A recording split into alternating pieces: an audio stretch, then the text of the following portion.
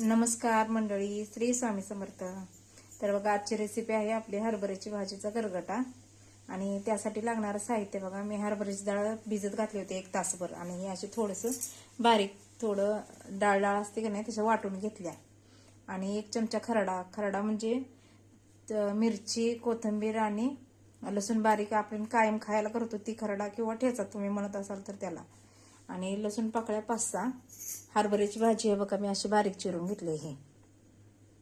आणि थोडंसं जिरं, तेल आणि तुम्हाला किती पाहिजे ते पाणी आणि चवीनुसार मीठ घ्या.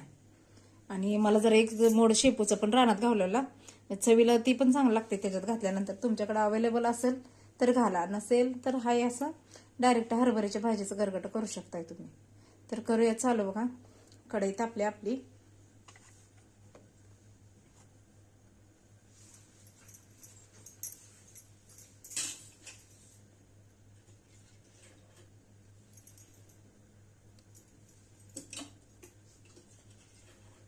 त्यात मी 1-1.5 पळीभर तेल घातले बघा.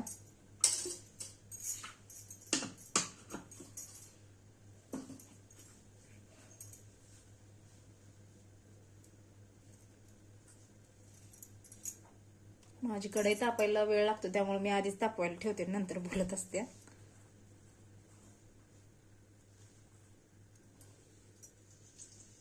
तर ह्यात 1 चमचाभर जिरं घातलंय बघा.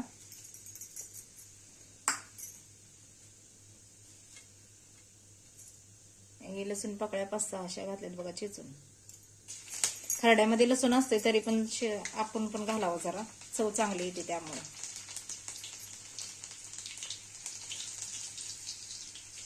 आणि खरडा 1 चमचा घालतो. तुम्हाला जरा तिखट पाहिजे असलं तर आणि तुमच्या मिरच्या कशा तिखट आहेत त्यानुसार तुम्ही घालू शकताय बघा.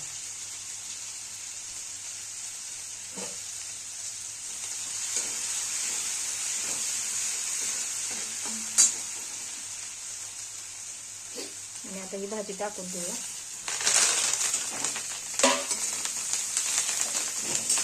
कोणाकोणाला हरभऱ्याची डाळ घालायची नसेल तर त्यांनी ज्वारीचं पीठ लावलं तरी चालतंय बघा. ज्वारीचं पीठ लावताना शक्यतो ही आता हरभऱ्याची भाजी अशी टाकली की नाही त्याच्यावर असं भुरभुरायचं. जरी तुम्हाला हरभऱ्याची डाळ घालायची नसेल तर, आणि हरभऱ्याची डाळ घालायची असली तर ज्वारीच्या पिठाची काही गरज नाही.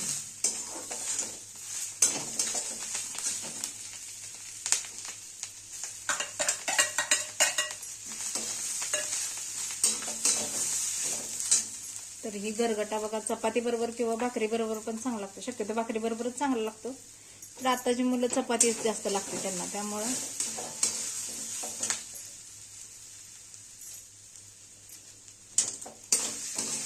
आणि आता बघा हे एकजीव झालंय सगळं. आता ह्यात तुम्हाला किती आवश्यकतेनुसार पाणी ओतू शकताय तुम्ही. तुम्हाला पातळ जरा जास्त पाहिजे असतं तर जास्त पाणी ओता, रबरबीत पाहिजे असेल तर रबरबीत करा. तर इथं मी बघा अर्धा तांब्या पाणी ओतणार आहे. हे मिक्सरचं भांडं घेतलेलं थोडं आधी ओतायला लागलं, म्हणजे अर्धा तांब्या पाणी. आता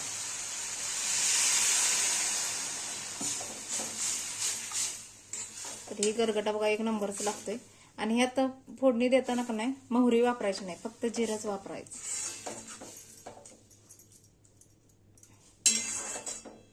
जिऱ्याने जरा चव चांगली येते. जिरं आणि लसूण भरपूर वापरलं तरी सुद्धा चालतंय. तर आता ही 15 ते 20 मिनिटं आपण शिजून देऊया बघा. मला थोडं पाणी आणि घालावं वाटलं म्हणून आणि घालते जरा.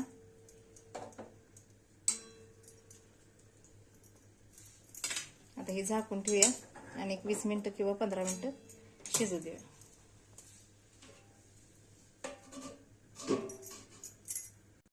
तर बघू शकताय आता इथं शिजला असेल आपला गरगटा.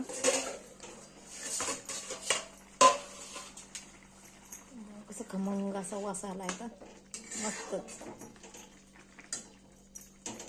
तर बघा हे शिजलाय आपला गरगटा. हे असं होत असते बघा.